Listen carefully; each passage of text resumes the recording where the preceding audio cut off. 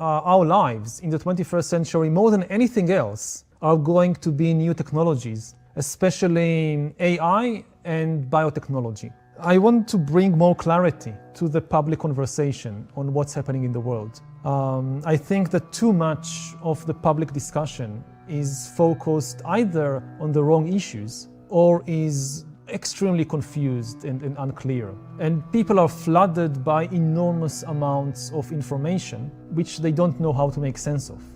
This is maybe the most important thing to know about living right now in the 21st century, that we are now hackable animals. We have the technology to decipher how humans, or what you think, what you want, to predict human choices, to manipulate human desires in ways which were never possible before. Basically, to hack a human being, you need two things. You need a lot of data, especially biometric data. Not just about where you go and what you buy, but what is happening inside your body and inside your brain. And secondly, you need a lot of computing power to make sense of all that data.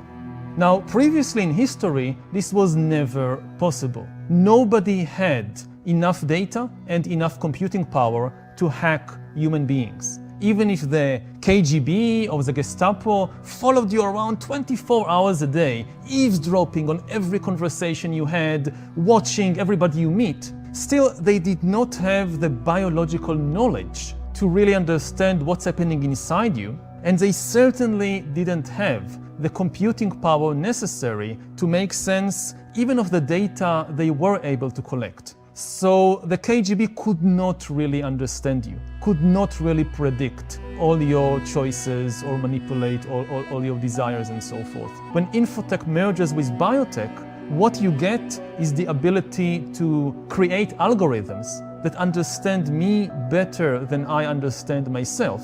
And then these algorithms can not just predict my choices, but also manipulate my desires and basically sell me anything, whether it's a product or a politician. Then you can predict, you can manipulate, you can eventually also re-engineer or replace. And most of what kids learn today in school will probably be irrelevant by the time they are 40 or 50. And we don't really know what to teach them because nobody knows how the job market or the world would look like in 2050. It's maybe the first time in history we have no idea whatsoever how the job market would look like in 30 years. Traditionally, life has been divided into two main parts: a period of learning followed by a period of working. In the first part of your life, you built a stable identity and acquired personal and professional skills. In the second part of life, you relied on your identity and skills to navigate the world, earn a living, and contribute to society. But by 2040, this traditional model will become obsolete, and the only way for humans to stay in the game will be to keep learning throughout their lives and to reinvent themselves again and again, even at the age of 50. Yet change is usually stressful, and after a certain age, most people don't like to change. When you're 10 years old, your entire life is changed, whether you like it or not. Your body is changing, your mind is changing, your relationships are changing. Everything is in flux. You're busy inventing yourself.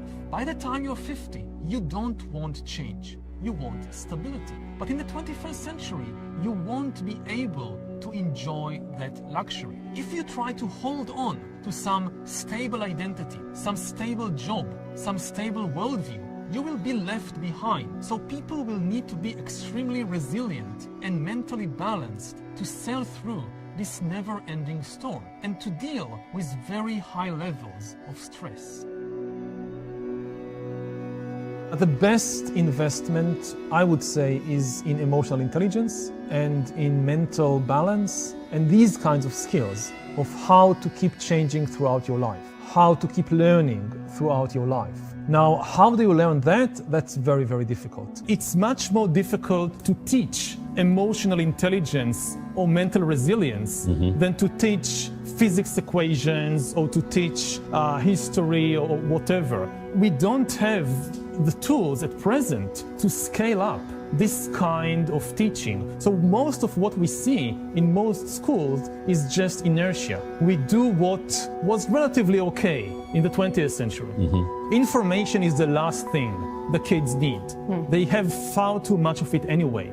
The most important thing as today is to be able to focus, especially if you have no guidance from an established school or an established program.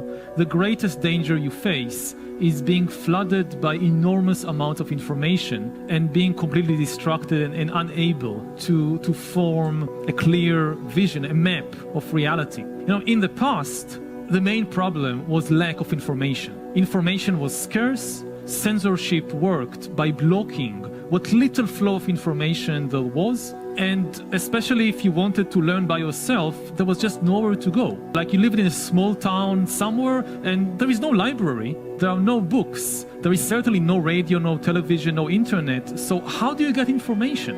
And schools were initially established as, you know, these conduits, these reservoirs of this rare resource of information. Now information is everywhere.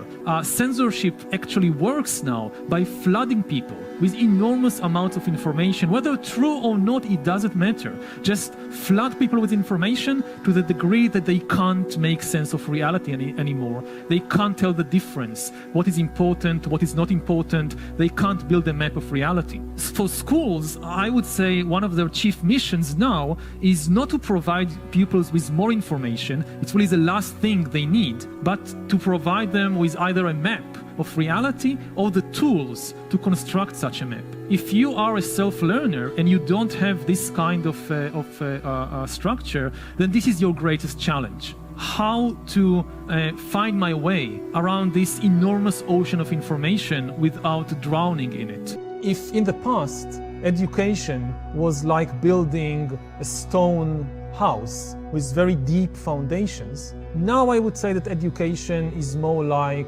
constructing a tent that you can fold up and move to another location very quickly and easily.